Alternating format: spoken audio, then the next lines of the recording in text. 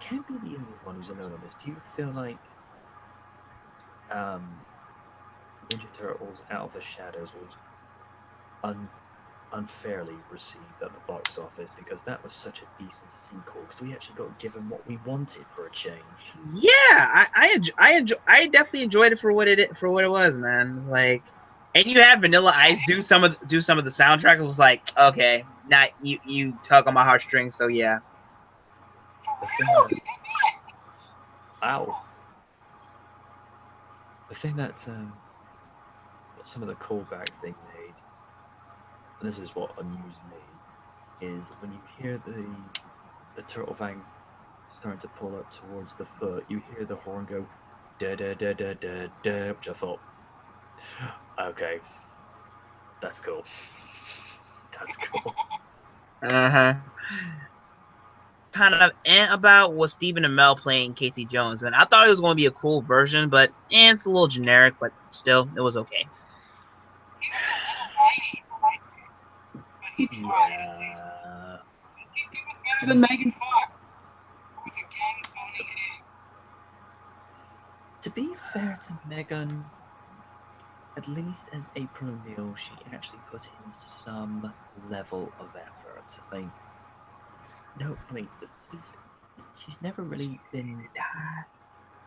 She's never really going to be in the same acting prowess as say Julianne Moore, or Kim Basinger, or Sharon Stone.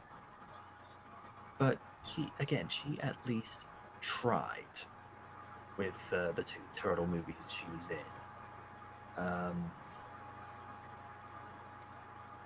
I don't like to be the one to say this, but she is nothing more than a pretty face. That's all she is. And it's a similar thing in the 2.5 Men episode she was in. That's all she was there for, just to be eye candy, because she tries to act, and she just does not produce the goods. So apparently, her performance in Jonah Hex was one of the reasons that movie tanked. So I've not heard anything good about that movie.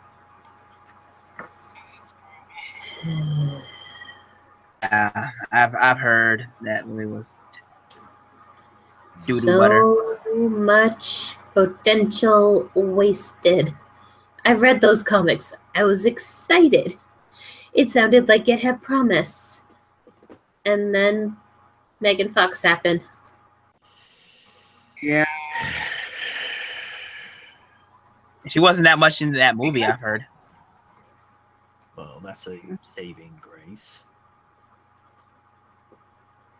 Yeah, Josh Brolin was at least a decent Jonah Hex in that movie. Oh. Yeah, Brolin I wasn't mad at. He did his damnedest to be a good Jonah.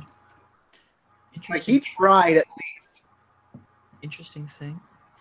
Before they settled, before Zack Snyder got Ben Affleck as Batman for Batman. Look at him now. He's Cable. Before Zack Snyder got Ben Affleck as Batman, Josh Brolin was being considered to play Batman for Batman v Superman. Seriously. He does seem to be like the go-to badass comic book character, because he's not only playing Thanos in the Marvel movies, but he's also playing. Yeah, I'm pretty excited for that. Yeah, me too. I just want to see him play off Ryan Reynolds' DeadPool. I want to see that. Just him and DeadPool just talk, just communicating is just going to be it's going to be funny. Yeah. It's so boring. Make it stop. Boom. Damn it, Wade.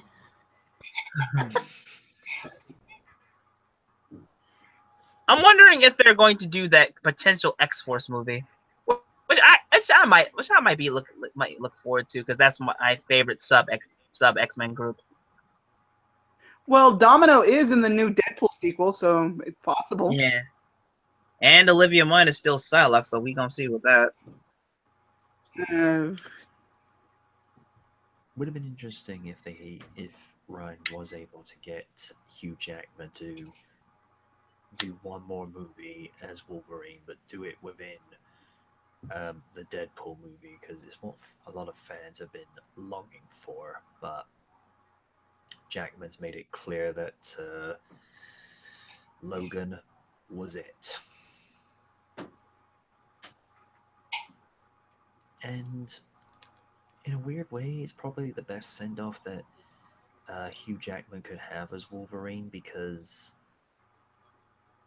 they've done the futuristic setting where by this point Wolverine's close to being 200 years old, and he's seen and done a lot, and he just wants to bow out at this point. And the reason he has actually said in an interview with Jerry Seinfeld is he'd asked Jerry, why did you end Seinfeld when you did? And Seinfeld said simply to the effect he wanted to go out on top and be remembered in a good way whilst he was still good, and not go on longer than he needed to. And apparently that's when Hugh came to the decision to bow out as Wolverine, because he wanted to go out on top, which is not a bad way to do it.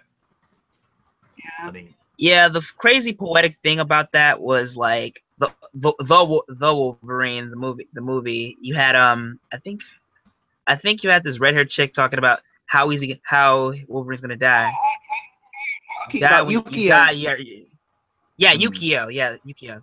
And she says you have your heart in your hands, and just seeing that whole holding X-23's hand just made it all so just poetic. Yeah, beautiful. I teared up at the end of that. I'm like, no, why? and has to be said, Daphne Keane, who played Lara, she killed it. Most definitely. Yeah, she's got. We're gonna see her in more stuff. Absolutely.